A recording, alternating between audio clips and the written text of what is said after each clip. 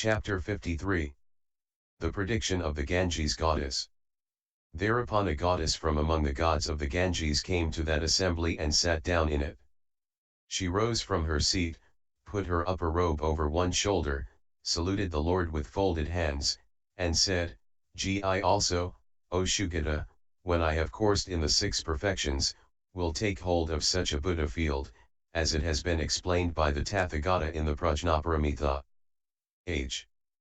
Thereupon that woman took gold flowers and silvery flowers, flowers from water plants and flowers from land plants, and all the requisite ornaments, as well as golden-colored and yellow flowers yoked together, and hurled them to where the Lord was. And immediately after she had done so, through the Buddha-F's might there stood out, high up in the firmament above the Lord-F's head, a pointed tower, with 4 pillars, quadrangular, well proportioned, enjoyable, pleasing to the mind. And that woman, having made this pointed tower common to all beings, dedicated it to their supreme enlightenment. Thereupon the Lord, having perceived that woman-F's resolute intention, on that occasion manifested a smile. But such is the dharmic nature of the Buddhas and Lords that, when they manifest a smile, then various colored rays issue from the Lord-F's mouth, rays blue, yellow, red, white, crimson, crystal, silverish and golden. Their luster spread into endless and boundless world systems, and then again returned from there, thrice circulated around the Lord and then vanished in the head of the Lord. Thereupon the Venerable Ananda rose from his seat, put his upper robe over one shoulder, placed his right hand on the earth, stretched his folded hands towards the Lord, and said to the Lord, What is the cause, what is the reason for this manifestation of a smile? For it is not without cause or reason that the Tathagatas manifest a smile.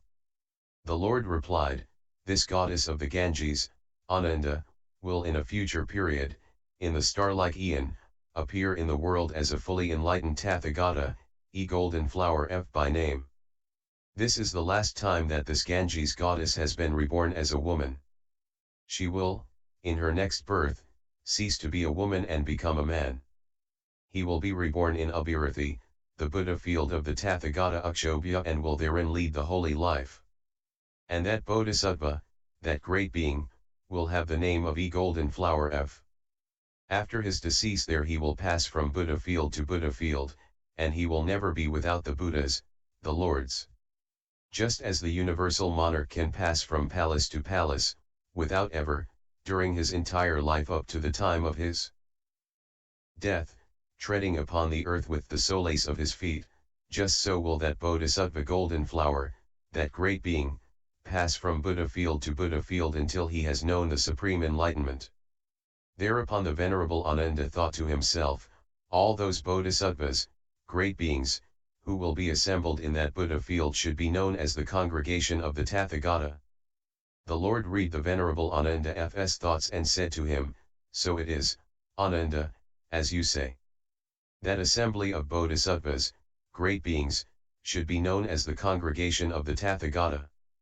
In addition, the community of the disciples in the Buddha field of the Tathagata golden flower will not be bound by any measure, and it will be impossible to measure the extent of his community of disciples by saying that there are so many disciples, or so many hundreds of disciples, or so many thousands of disciples, or so many hundreds of thousands of nyotas of kotas of disciples. All one can say is that these disciples will be countless, innumerable, and immeasurable. And furthermore, Ananda, in the Buddha field of the Tathagata golden flower, after he has known the supreme enlightenment, these faults which have been enumerated in this Prajnaparamita will in no way whatsoever either be or be conceived. Ananda, where, O Lord, has the Ganges goddess, first, planted her wholesome root? The Lord, it was in the presence of the Tathagata Dipankara that she planted her wholesome root, raised her thought to the supreme enlightenment, and dedicated that wholesome root to the supreme enlightenment. It was when, aspiring for the supreme enlightenment, she had scattered golden flowers over the Tathagata Dipankara. That was at the same time when I, aspiring for the supreme enlightenment, strewed flowers over the Tathagata Dipankara, And when that Tathagata, having known that I was endowed with the requisite roots, predicted my future enlightenment with the words, "You will in a future period become a Tathagata, Sakyamuni by name, endowed with knowledge and virtue, well gone, a world knower, unsurpassed, tamer of men to be tamed, teacher of gods and men, a Buddha, a blessed Lord." Thereupon when she had heard my prediction, that goddess produced a thought to the effect that, certainly, like that young man I also would like to be predicted to the supreme enlightenment. It is thus, Ananda, that goddess has in the presence of that Tathagata Dipankara raised the first thought to the supreme enlightenment. Ananda, this Ganges goddess is one who has made the necessary preparations for the supreme enlightenment. The Lord, so it is Ananda, so it is. As you say, this Ganges goddess has made the necessary preparations for the supreme enlightenment. Chapter 54. Demonstration of the development of skill. In means. Subhuti, how, O Lord, should the Bodhisattva, the great being who courses in the perfection of wisdom, make a complete conquest of emptiness? How should he achieve the emptiness concentration? How should the four applications of mindfulness be developed? How should he gain mastery over the right efforts? How should the right efforts be developed? So with the basis of psychic power. The Lord, here, Subhuti, the Bodhisattva, the great being who course in the perfection of wisdom, should contemplate form, as empty. And he should contemplate in such a way that, when he contemplates, his thought does not get disturbed. With his own thought undisturbed he does not review his own dharmas. Not reviewing his own dharmas, he does not realize. And why? Because that Bodhisattva, that great being, should train in all dharmas as empty of own marks, and so he does not bring about the separation of any dharma. Either of one who would realize, or of one which would realize, or of one through which he would realize. All these dharmas he does not review. Subhuti, as the Lord has just said, empty dharmas should not be realized by the Bodhisattva, the great being. How then does the Bodhisattva, the great being, who has stood in emptiness, realize emptiness? The Lord, when, Subhuti, the Bodhisattva, the great being, contemplates the emptiness furnished with the best of all modes, he does not contemplate I do realize, I will realize or I should realize, he contemplates, I will gain mastery, and not I should realize, he contemplates, this is the time for effecting complete conquest and not the time for realization. Just unconcentrated Bodhisattva, the great being, ties his thought to an objective support. Meanwhile, the Bodhisattva, the great being, does not become destitute of the dharmas which act as wings to enlightenment, but he does not realize the extinction of the outflows. And why? The Bodhisattva, the great being, becomes endowed with an exalted cognition, if, having stood in the dharmas which constitute the wings of enlightenment, he discerns thus, this is the time for complete conquest, this is not the time for realization. That Bodhisattva, that great being who courses in the perfection of wisdom, should surely contemplate, for the six perfections is this the time, for the development of the applications of mindfulness is this the time, 2, for the development of the path, of the concentrations on emptiness, the signless and wishless, for the acquisition of the superknowledges, of the concentrations, 2, of the four analytical knowledges. But this is not the time for the realization of the fruit of a stream winner, 2, of the cognition of a pratyeka Buddha. It is the time for the non-renunciation of the acquisition of the knowledge of all modes. It is thus, Subhuti, that the Bodhisattva who courses in the perfection of wisdom makes complete conquest of emptiness, and he dwells in emptiness, and so with the signless, of the wishless he makes complete conquest and he dwells in the wishless. He develops the holy eightfold path, but he does not realize it, 2, he develops the applications of mindfulness, and dwells in them.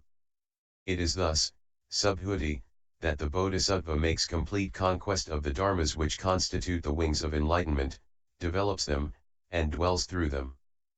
but he does not realize the fruit of a stream winner, 2. Arhatship. Suppose, Subhuti, that there were a man who is a hero, vigorous, of high social position, handsome, attractive, and fair to behold, endowed with the supreme excellence of loveliness and beauty. In archery he has gone as far as one could go, he is successful in warding off all manner of attacks, accomplished in all the 64 arts, and foremost in all crafts. He is dear and pleasant to many. Whatever work he may undertake will win him much gain and honor, and for that reason he would be honored, revered, and worshipped by the manifold. More and more he would feel ever increasing joy and zest.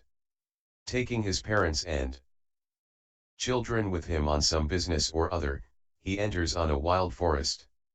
The foolish among them would feel terror and hair-raising fear. He, however, would fearlessly say to his family, "Edo, not be afraid. I will soon get you out of this fearful wild forest.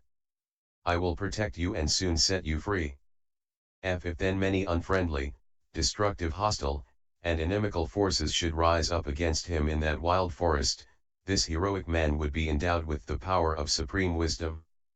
Having taken his parents and children out of that fearful forest, having set them free, he will securely and safely reach a village, city, or market town, a country district or a place in a country district, and will dwell there full of joy and happiness, unhurt and uninjured.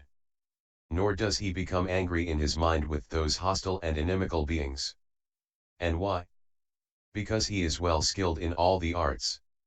In consequence he can in that wild forest conjure up forces which are more powerful than those which oppose him, and all the forces hostile and inimical to him will flee in fright. And thereupon that man will dwell at ease, after he has safely rescued his parents and children. Just so, at the time when a bodhisattva dwells radiating towards all living beings a thought of friendliness, compassion, sympathetic joy and impartiality, he does not on that occasion through the realization of the signless concentration get established on the level of the disciples or the level of the Pratyeka Buddhas. A bird on its wings courses in the air and does not fall to the ground. It dwells just in space, just in the air, but it does not stand therein nor does it get established therein. Just so the bodhisattva achieves mastery over emptiness, he achieves mastery over signless and dwells in the signless, he achieves mastery over the wishless and dwells in the wishless. But he does not realize emptiness, the signless, and the wishless in such a way that, as a result of this realization, he would fall on the level of the disciples or Pratyeka Buddhas, without having completed the 10 powers of a Tathagata, 2, the 18 Buddha Dharmas, the great friendliness and the great compassion. But, having coursed in innumerable Buddha Dharmas, he reaches the knowledge of all modes. It is as with a powerful master of archery, well trained in archery. He would first shoot an arrow upwards and would then by regular succession of other arrows prevent it from falling down on the ground. In fact, the first arrow would not fall down on the ground until that man would decide that it should do so. In order that the first arrow should fall onto the ground, he does not send up the last arrow, with the result that the whole succession of arrows falls onto the ground. In the same way a bodhisattva, who courses in perfect wisdom and who is upheld by skill in means, does not realize that farthest reality limit until his wholesome roots are matured in the supreme enlightenment. Only when those wholesome roots are matured in the supreme enlightenment, only then does he realize that farthest reality limit. Therefore, then, Subhuti, a bodhisattva, who courses in perfect wisdom, should thus contemplate and meditate the dharmic nature of these dharmas. Subhuti, a doer of what is hard is the bodhisattva, if he trains in this dharmahood, in the reality limit, in the dharma element, 2, in the 3 doors to freedom, and yet does not collapse midway before he has known full enlightenment. Wonderful is this, O Lord, most wonderful, O Shugita. The Lord, for, Subhuti, all beings have not been abandoned by the Bodhisattva, the great being. As he has not abandoned all beings, he can have this extraordinary vow. The Bodhisattva whose thought aspires thus, all beings should not be abandoned, by me they should be set free. when he proceeds in dharmas which are not, if he aspires to the concentration of emptiness, the signless, and the wishless, which are the doors to freedom, the bodhisattva should at that time be known as endowed with skill in means. But he does not midway realize the reality limit, until he reaches the knowledge of all modes.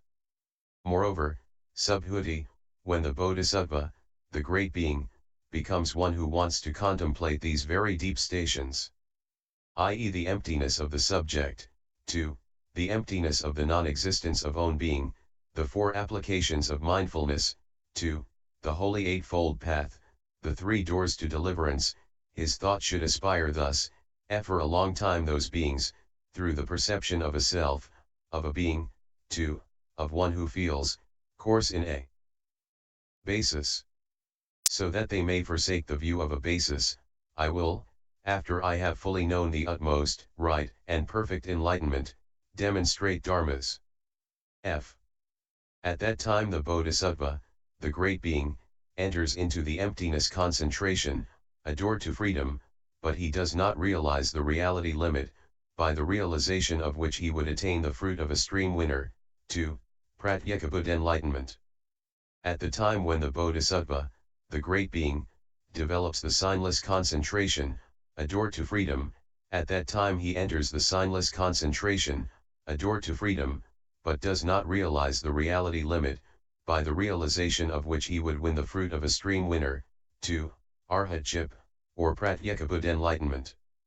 Thus, subhuti, the bodhisattva, the great being, endowed with this production of thought, and with these wholesome roots, does not midway realize the reality limit, nor does he become destitute of the 4 trances, 2. The Buddha dharmas. Thus, subhuti, does the bodhisattva, the great being, at that time become endowed with all the dharmas which constitute the wings to enlightenment. But he does not fail until he fully knows the utmost, right, and perfect enlightenment. The bodhisattva, the great being, who has been taken hold of by skill in means, grows in pure dharmas and his faculties become keener, unlike those of disciples and pratyekabuddhas. Moreover, it occurs to the bodhisattva, the great being, for along those beings have coursed in the 4 perverted views, in the notions of permanence, of ease, of loveliness, of self, for their sake I will, when I have known full enlightenment, demonstrate dharma to the effect that they may form the habitual idea that this is permanent, ill, unlovely, and not self. F. Endowed with this production of thought and with skill in means, he courses in the perfection of wisdom. He does not enter on the concentration of a Buddha before having completed the 10 powers of a Tathagata, 2. The 18 Buddha dharmas, the great friendliness, and the great compassion. At that time the bodhisattva develops the doors to deliverance which consist in the concentration on emptiness, the signless and the wishless, and enters upon them, but he does not realize the reality limit until he fully knows the supreme enlightenment. Moreover, the bodhisattva thinks to himself, for a long time these beings have coursed in a basis, i.e. in a self, a being, a living soul, 2. One who does, one who feels, one who knows, on who sees, in form, feeling. For them I will act in such a way that, when I have fully known the supreme enlightenment, the beings will not have the faults connected with assuming a basis. Endowed with these productions of thought and with this skill in means, he courses in perfect wisdom and does not realize the reality limit, without first having completed the 10 powers of a Tathagata, 2. The great compassion. At that time the door to deliverance which consists in concentration on emptiness reaches for that bodhisattva the fullness of its development. Moreover, the bodhisattva who courses in perfect wisdom, thinks to himself, for a long time these beings have coursed in signs, in the signs of woman and man, in the signs of form and the formless. For those beings I will act in such a way that, when I have fully known the supreme enlightenment, they will no more have these faults. Endowed with this production of thought and with this skill in means, he courses in perfect wisdom and does not realize the reality limit before he has completed the 10 powers of a Tathagata, 2. The great compassion. When he is endowed with that production of thought, then, At that time the door to deliverance, which consists in concentration on the signless, reaches for the bodhisattva the fullness of its development. Moreover, the bodhisattva, the great being who courses in perfect wisdom, thinks to himself, for a long time these beings, under the influence of hopes for the future, have been eager to become Sakras, Brahmas, world guardians, or world rulers. They have been eager for forms. For their sake I will, when I have fully known the full enlightenment, demonstrate dharmas to beings to the effect that they see the faults of having hopes for the future.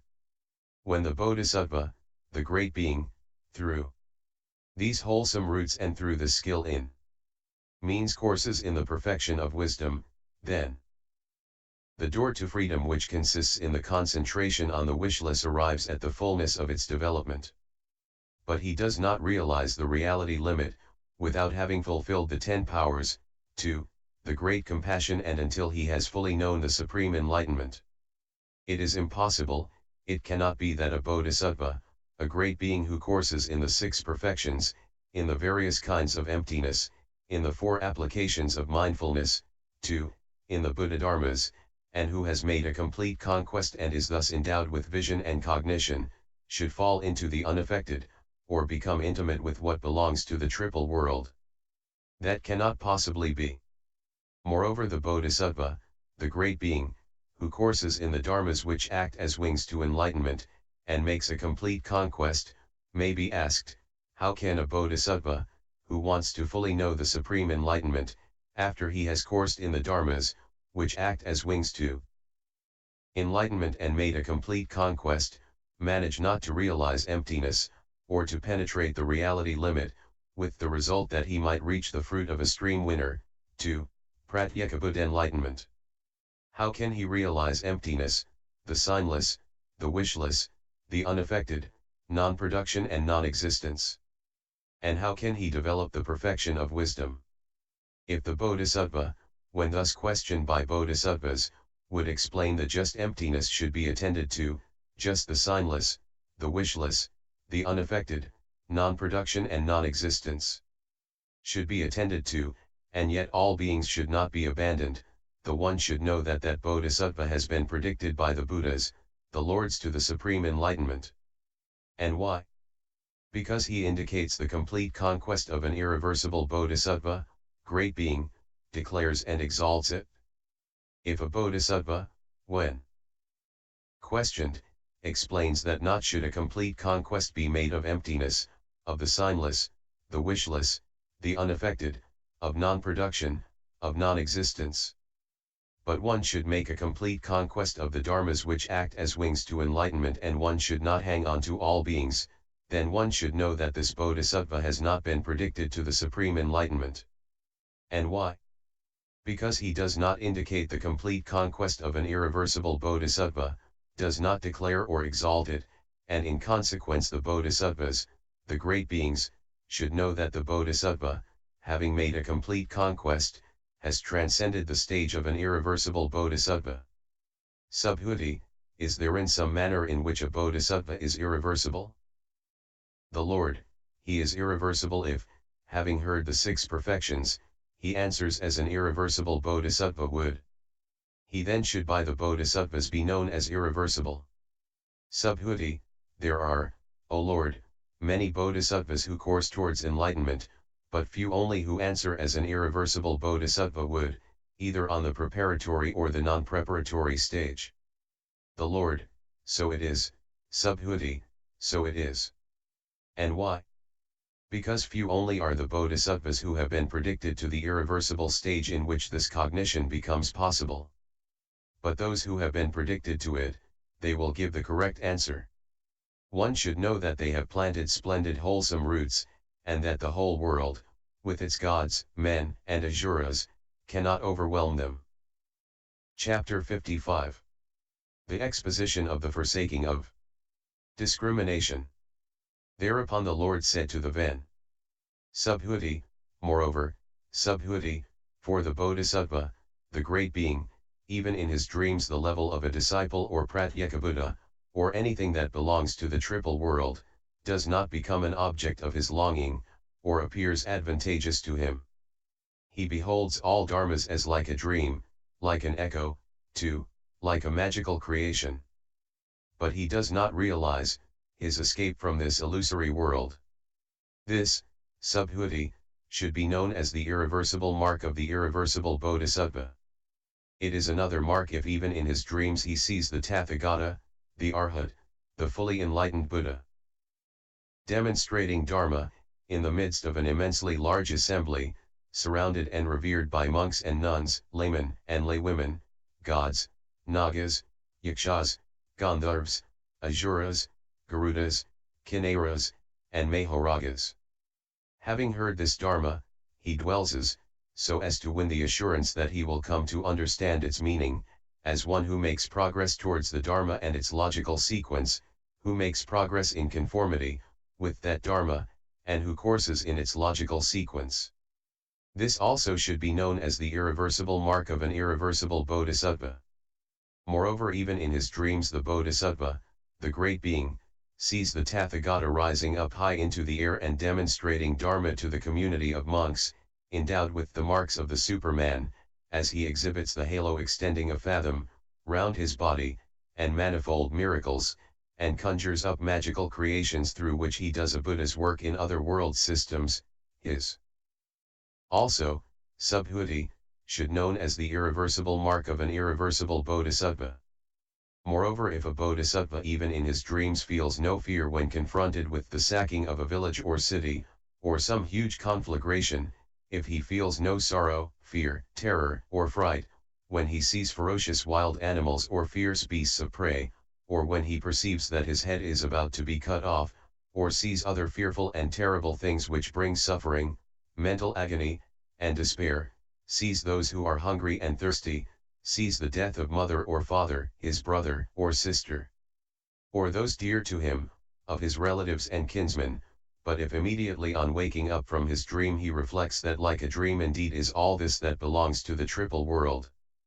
And when I have woken up to full enlightenment, I shall demonstrate that all dharmas in the triple world are like a dream, then, this also, subhuti, should be known as the irreversible mark of an irreversible bodhisattva.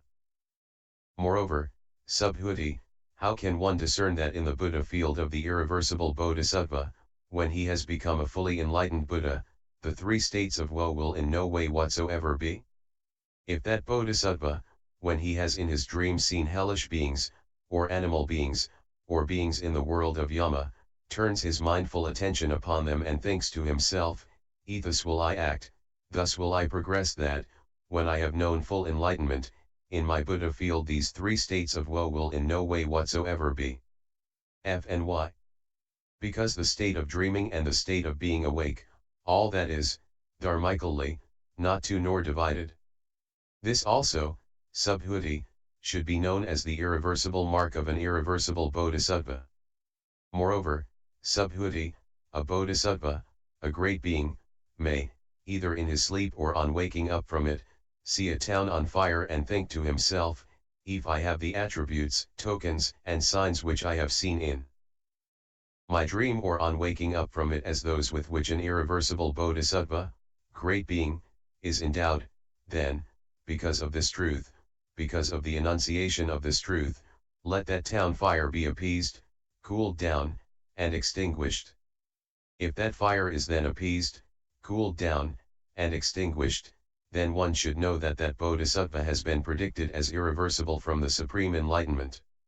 If, however, that mass of fire, overpowering this enunciation of the truth, spreads from house to house, from road to road, if it burns some houses and not others, some road and not others, then, subhuti, one should know that the bodhisattva must at some time have heaped up a karma conducive to the rejection of dharma by these beings, and through that the houses of some of these beings now burn while others do not.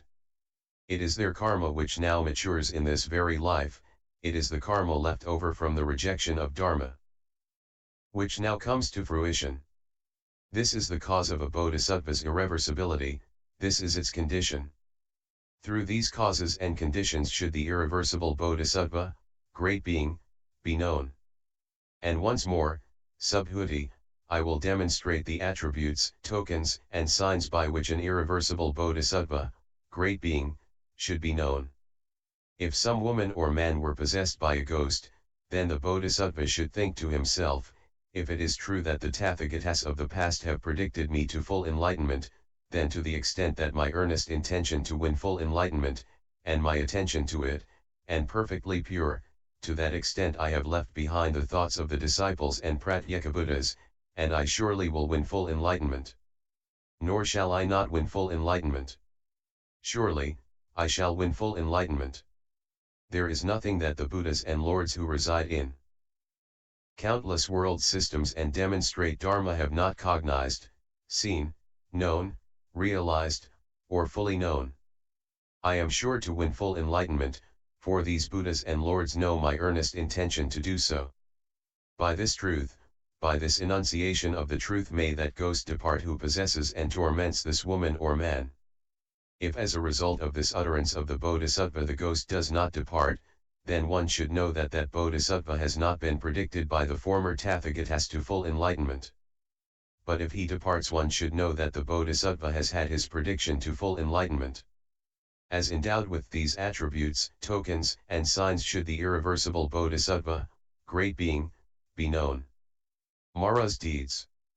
Moreover, in connection with the sustaining power of the truth, Mara, the evil one, may approach a Bodhisattva unpracticed in the 6 perfections, deficient in skill in means, unpracticed in the 4 applications of mindfulness. 2. In the doors to freedom which consist in emptiness, the signless, and the wishless, and who has not entered on a Bodhisattva's specific course of salvation. When the Bodhisattva effects his act of truth, i.e. by this truth, by the enunciation of the truth that the Tathagatas of the past have predicted my full enlightenment, may that ghost depart, then Mara, the evil one, will eagerly try himself to remove the ghost. And why? As Mara's efforts become ever more forceful and vehement, in the end the ghost will actually be removed by Mara's power, but the Bodhisattva will think to himself, it is through my might that that ghost has departed, and will fail to cognize that his departure was in fact due to Mara's might. In consequence he will despise other Bodhisattvas, deride, mock, condemn, and depreciate them, in the belief that he himself has been predicted to full enlightenment by the Tathagatas of the past, but those others have not. As he grows in conceit and produces thoughts of conceit, so he moves far away from the knowledge of all modes, from the utmost Buddha cognition. When such a being, so greatly lacking in skill in means, produces this kind of excessive conceit, then 2 levels may be expected of him. Which 2? The level of the disciples or that of the Pratyekabuddhas. It is thus that a deed of Mara will arise to that Bodhisattva through the sustaining power of the truth. He will omit to tend, love, and honor the good spiritual friends, and thus he will further tighten the hold which Mara has over him. And why? Because he has not practiced the 6 perfections, because he has not been taken hold of by skill in means. This also should be known by the Bodhisattva, the great being, as Mara f's deed. And how is it that Mara, the evil one, approaches the Bodhisattva in connection with the prediction of his name, if the Bodhisattva is unpracticed in the 6 perfections, 2, has not entered on a Bodhisattva's special way of salvation? Here Subhuti, Mara, the evil one approaching the Bodhisattva in some guise or other, will say to him, you, son of good family, have by the Tathagata been predicted to the supreme enlightenment. This is your name, these the names of your mother, father, brother, sisters, friends, relatives, kinsmen, and relations. Backwards through 7 generations he will recite the names of your parents, and he will tell you the country and region from which you have come, as well as the country, town, or village in which you were born. If the Bodhisattva has a dull nature, he will tell him that also in the past he has been dull. If he is keen, he will claim that likewise in the past he was keen. If the Bodhisattva is a forest dweller, or begs his food from door to door without accepting invitations, or wears clothes made of rags taken from dust heaps, or never eats any food after midday, or eats his meal in one sitting, or lives on alms food, or lives in infrequent cemeteries, or lives in an open unsheltered place, or dwells at the foot of a tree, or even in his sleep remains in a sitting posture, or sleep at night wherever he may happen to be, or possesses no more than 3 robes, if he has few wishes, is easily contented, quite detached, 2. Wise, frugal, soft in his speech or soft in his talk. In each case Mara will tell him that also in the past he has had the same quality. And why? Because since you have these ascetic practices now, you must in all certainty have undergone the austerities also in the past. Through that previous enunciation of his name and clan, and through this present assurance that he has undergone the austerities of the ascetic practices, he will produce conceitedness. And Mara, the evil one, aware of this foolishness, will approach him and say, "Predicted you are, son of good family, by the Tathagata to a state of irreversibility from the supreme enlightenment, because you have the qualities necessary for it." Sometimes he will his mother. Since the connection with the normal meaning of approach in the guise of a monk, sometimes in that of a nun, or a householder, or his mother or father, and he will say, "Predicted you are, son of good family, by the Tathagata to the supreme enlightenment." And why? Because you have the qualities of an irreversible bodhisattva. But those modes, tokens, and signs of an irreversible bodhisattva which I have declared, they do not exist in the bodhisattva. One should know, subhuti, that this bodhisattva, compared with those other bodhisattvas, is truly under Mara's influence. And why? Because the modes, tokens, and signs of an irreversible bodhisattva do not exist in him. As a result of this enunciation of his name he will despise other bodhisattvas, deride, mock, condemn, and depreciate them. This also should be known as a deed of Mara which happens to a bodhisattva through the prediction of his name. Here is another deed of Mara which may happen to a bodhisattva through the prediction of his name. And how? For here the bodhisattva, who does not course in the 6 perfections, does not cognize the skandha Mara, because he does not cognize form, feelings, perceptions, impulses, and consciousness. And 2, Mara, the evil one, will predict that when you have known full enlightenment you shall have this name.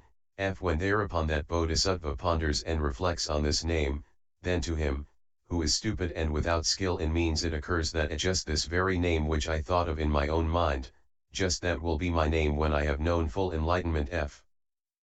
He follows the suggestions of Mara, the evil one, or the deities of Mara's host, or a monk who is under Mara's influence, and thinks to himself, the name of which I have thought in my own mind, and that which has been indicated to me by that monk, they are the same, that is the name under which I have been predicted by that Tathagata to the supreme enlightenment. But those modes, tokens, and signs of an irreversible bodhisattva which I have declared, they do not exist in that bodhisattva. Devoid of them he will, as a result of this enunciation of his name and prediction, look down on the other bodhisattvas, great beings. Through his contemptuousness he remains far from full enlightenment. Of him who is lacking in skill in means, in perfect wisdom, and in the good spiritual friends, 2 levels should be expected, i.e. that of a disciple or pratyekabuddha. Or, alternately, he will only after erring and wandering about in samsara for a long time, for a good long time, know full enlightenment thanks to this very perfection of wisdom. But if the bodhisattva does not repeatedly win good spiritual friends to observe, obey, and honor, and if in his new incarnation he does not censure his former ideas and see their error, then only 2 levels can be expected of him, i.e. that of a disciple or pratyekabuddha. Among the monks who follow the vehicle of the disciples, anyone guilty of any of the 4 capital offenses ceases to be a monk, a sramana, a son of the Sakya, and cannot, while in this body, gain any of the 4 fruits of a sramana. More serious still are the ideas associated with conceitedness which a bodhisattva has because of the enunciation of his name, and which make him despise other bodhisattvas and look down upon them. In this way subtle deeds of Mara take place as a result of this enunciation of the name. Not only more serious than the 4 capital offenses, but even than the 5 deadly sins are these conceited ideas which stem from the enunciation of the name. Moreover, by way of declaring the virtues of detachment, Mara, the evil one, approaches the Bodhisattva and says, the Tathagata has spoken in praise of detachment. But I, Subhuti, do not speak of the detachment of a Bodhisattva in the way of his residing in the remote forest, in forest jungle, or in far-away places. Subhuti, what then is a Bodhisattva's detachment, if it is different from his residing in the remote forest, in forest jungle, or in far-away places? The Lord, if a Bodhisattva becomes detached from attentions associated with the disciples and Pratyekabuddhas, then he dwells detached, though not in the remote forest, forest jungle, or far-away places. If he dwells day and night in the detachment which I have enjoined, then the Bodhisattva dwells truly detached. And the detachment which I have enjoined for the Bodhisattvas differs from that which Mara, the evil one, recommends, and which consists in residing in the remote forest, in forest jungles, in far-away places. He who is contaminated by that detachment, who is not lacking in the attentions associated with the level of the disciples and Pratyekabuddhas, who does not apply himself to the perfection of wisdom, he will not fulfill the knowledge of all modes. His attentions are by no means perfectly pure, and yet he looks down on those other bodhisattvas who dwell near a village, although their attentions are perfectly pure and uncontaminated by disciple thoughts, Pratyekabuddha thoughts, or any other ideas, and they have reached the full comprehension of the trances, emancipations, concentrations, attainments, and superknowledges. But that Bodhisattva who has no skill in means, though he may spend up to hundreds of thousands of nyotas of kotis of years or more, in wild forests, hundreds of miles wide, with no other company than beasts of prey, deer and birds, thieves and outcasts, snakes, rakshasas, and a few stray hunters, he will still not cognize this detachment by which bodhisattvas dwell as having set out with earnest intention. But contaminated is that bodhisattva and polluted when he leans on this kind of detachment, clings to it and is bent on it. He will not gladden my heart with such thoughts as these. But that which I have declared to be the detachment of bodhisattvas, that does not appear in him who is endowed with this kind of detachment. And why? Because he is without it. And to him Mara, the evil one, standing high up in the air, will say, well done, son of good family. This is the true detachment which the Tathagata has declared. Do dwell in it. Then you shall quickly know full enlightenment. He now proudly imagines that his kind of detachment is the most valuable of all, returns to the neighborhood of a village, and despises the monks belonging to the vehicle of the bodhisattvas who live there, although their thoughts and mental activities are perfectly pure, and although they are well behaved and lovely in character, and he believes that they dwell in a contaminated dwelling. He exhorts those bodhisattvas who dwell in true detachment to live in what is in fact a contaminated, a crowded dwelling. But those who live in a contaminated dwelling, he credits with dwelling in detachment and feels respect for them. But where he ought to feel respect, there he feels pride. And why? Because he imagines, egg hosts exhort me, ghosts inform me. How can this happen to one living near a village? It is thus that the bodhisattva despises other sons of good family who belong to the bodhisattva vehicle. This person should be known as an outcast among bodhisattvas, a defamer of bodhisattvas, a counterfeit bodhisattva, a thief of the world with its gods, men, and asuras in the guise of a sramana. Sons and daughters of good family who belong to the vehicle of the bodhisattvas should not tend, love, or honor such a person. And why? Because, Subhuti, he must be regarded as greatly conceited. A bodhisattva, a great being, who has not abandoned the knowledge of all modes or the supreme enlightenment, that bodhisattva, that great being, who earnestly intends to know full enlightenment and to work the will of all beings, should not tend such persons, love or honor them.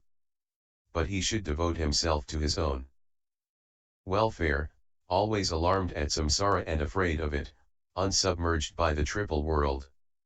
And even towards outcast bodhisattvas he should also produce a thought of friendliness, of compassion, of sympathetic joy, of impartiality. He should produce a thought, Thus will I act that in future all these faults of mine shall in no way whatsoever either happen or be produced. And if they should be produced, I will train myself to quickly forsake them. This should be known as the courageous advance of these bodhisattvas towards their own higher knowledge. Furthermore, the bodhisattva, the great being, who earnestly intends to know the utmost, right, and perfect enlightenment, should tend, love, and honor the good spiritual friends. Subhuti, who, then, O Lord, should be known as the good spiritual friends of the bodhisattvas, the great beings. The Lord, the Buddhas, the Lords, should be known as the good spiritual friends of the bodhisattvas, the great beings, and so should the bodhisattvas, the great beings, and also the disciples, and so should those who tell them about the six perfections. Moreover, the six perfections should be known as the good spiritual friends of the bodhisattvas, the great beings, and so should the four applications of mindfulness, 2, the 18 special Buddha dharmas, and also suchness, the reality limit and the dharma element. Moreover, the six perfections should be known as the teachers of the bodhisattvas, the great beings. They are the path, the light, the torch, the illumination, the intelligence, the sagacity, the wisdom. The six perfections are the protection of the bodhisattvas, the great beings, their refuge and final relief. They are the parents of the bodhisattvas, the great beings. The four applications of mindfulness should be known as the teachers of the bodhisattvas, the great beings. 2. The knowledge of all modes is conducive to the forsaking of all the defilements together with their residues. And why? These dharmas which constitute the wings to enlightenment were the parents also of those Buddhas and Lords who were Tathagatas in the past period. They will be the parents of those Buddhas and Lords who will be Tathagatas in a future period, and they are also the parents of those Buddhas and Lords who just now in the world systems in the 10 directions stand, hold, and maintain themselves. And why? Because from these dharmas have issued the past, future, and present Buddhas and Lords. Therefore, then, Subhuti, the Bodhisattva, the great being who wants to win full enlightenment, to purity the Buddha field, to mature beings, should win over beings through the four means of conversion. Which four? Through gifts, kind words, helpfulness, and consistency between words and deeds.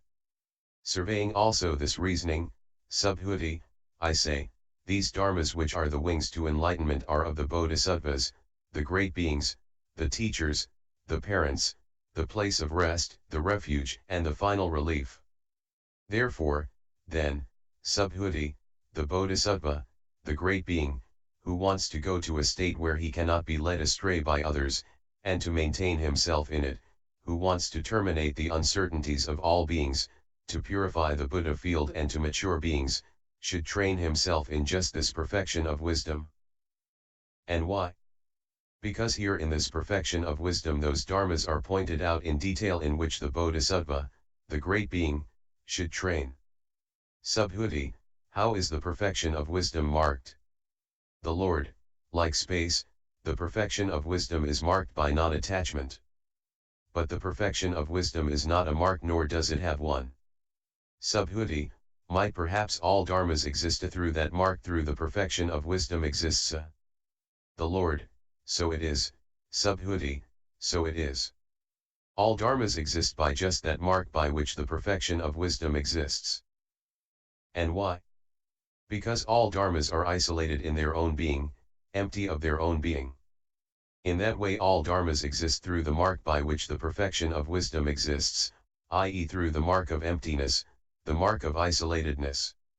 Subhuti, if all dharmas are isolated from all dharmas, if all dharmas are empty of all dharmas, how then can the defilement and purification of beings be conceived? Because what is isolated is not defiled or purified.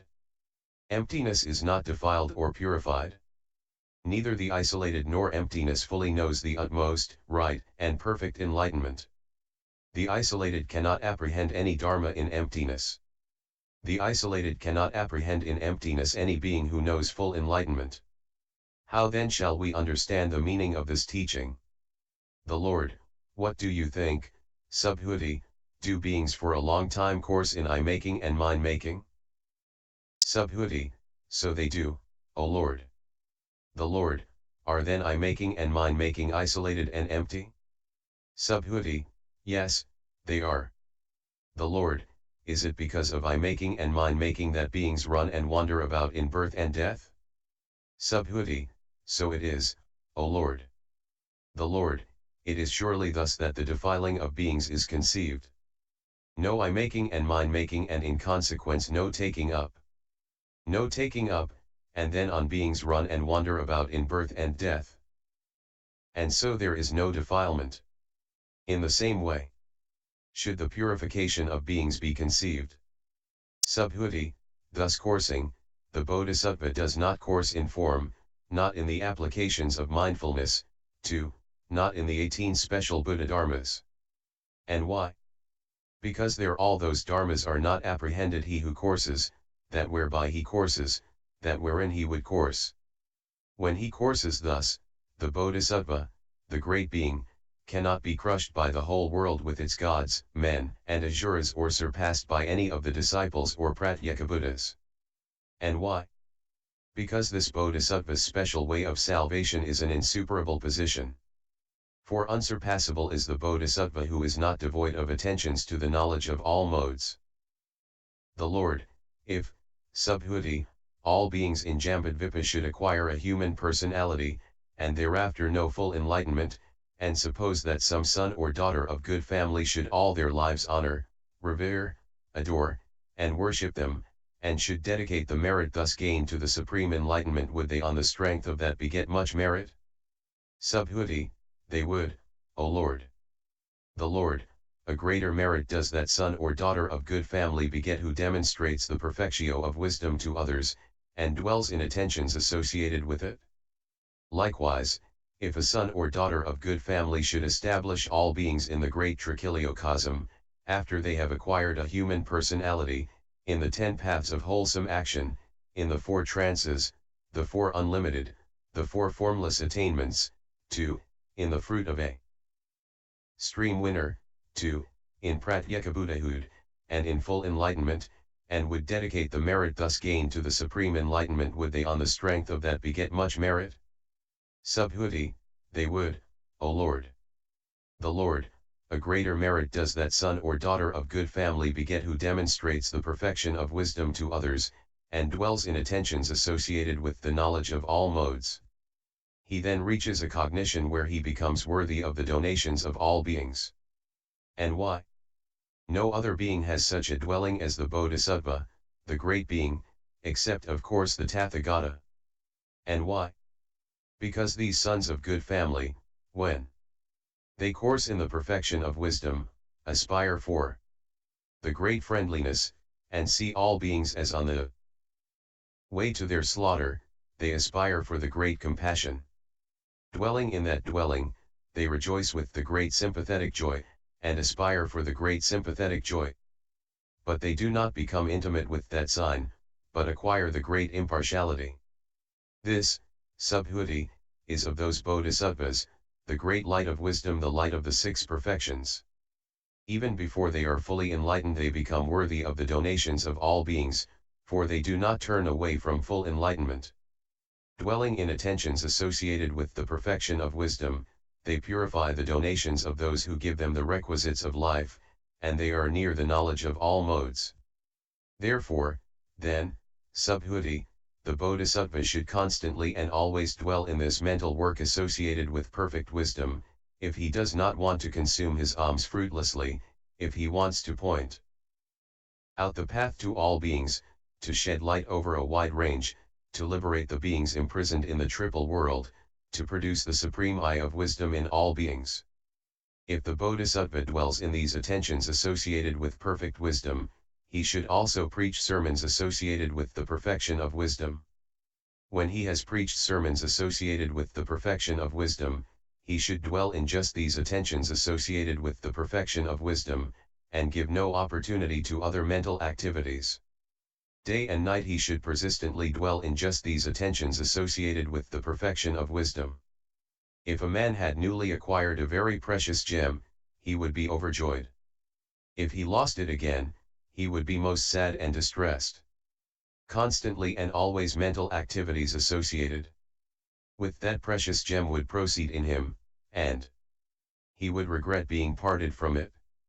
Just so should the Bodhisattva, the great being, recognizing this perfect wisdom as a precious jewel, not lack in attentions associated with the knowledge of all modes.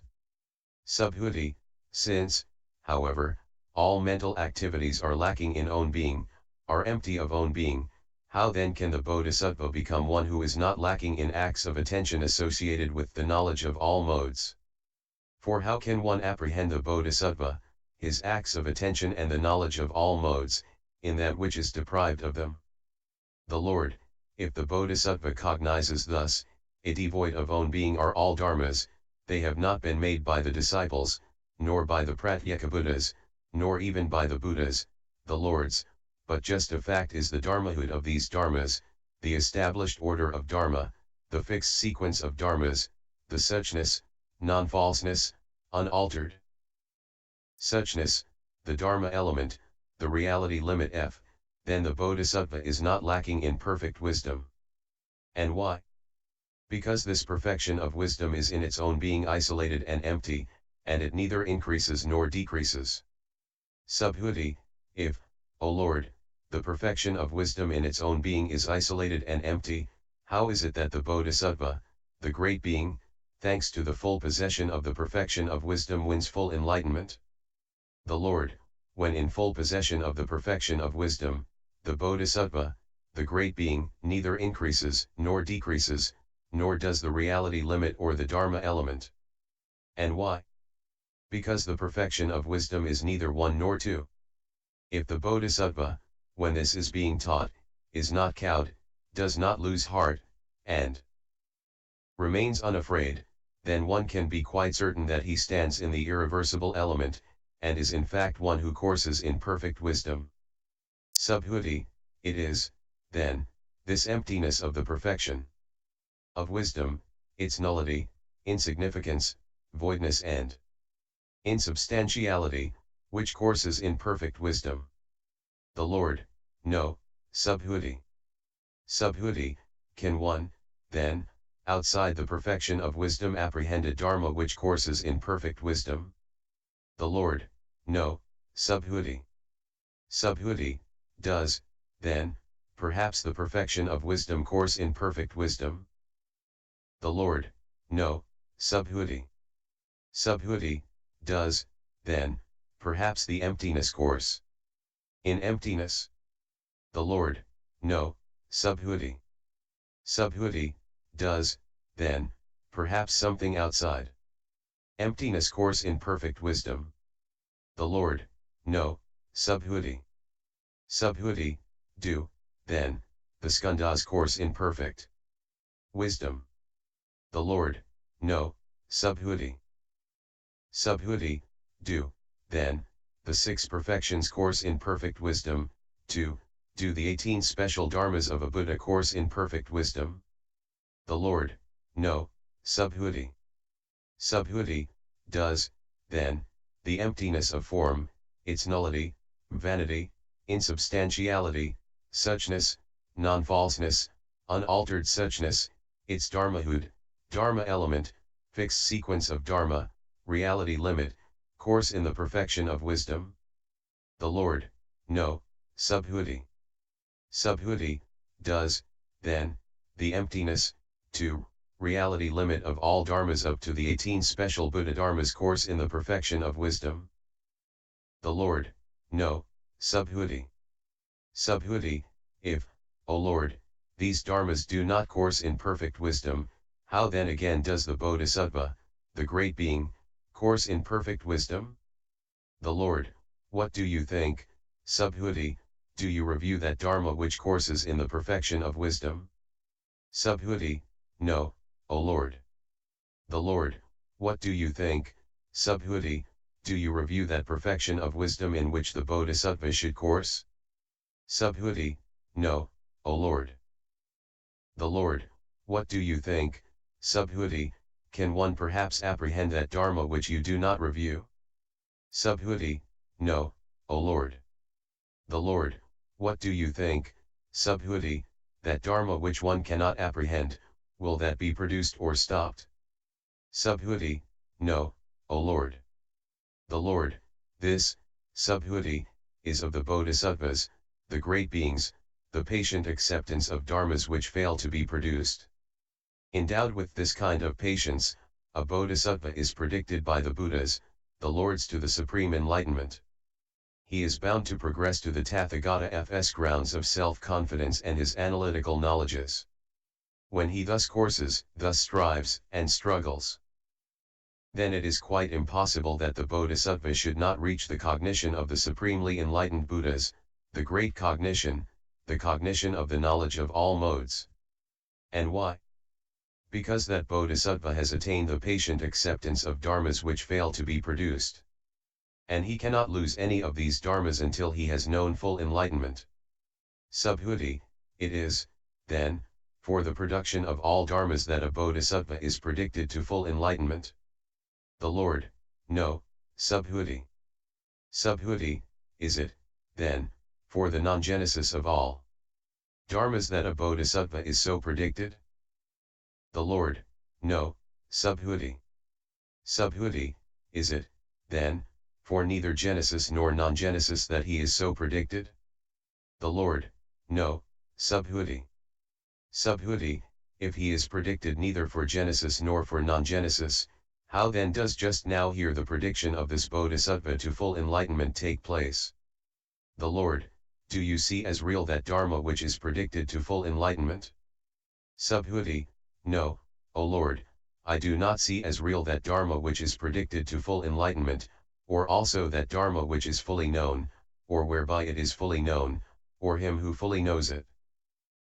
The Lord, so it is, Subhuti, so it is. When he does not apprehend all dharmas, it does not occur to the Bodhisattva, I will fully know, through this, dharma, I will fully know, this one will fully preferable know. And why? Because all these discriminations do not exist in the Bodhisattva who courses in perfect wisdom.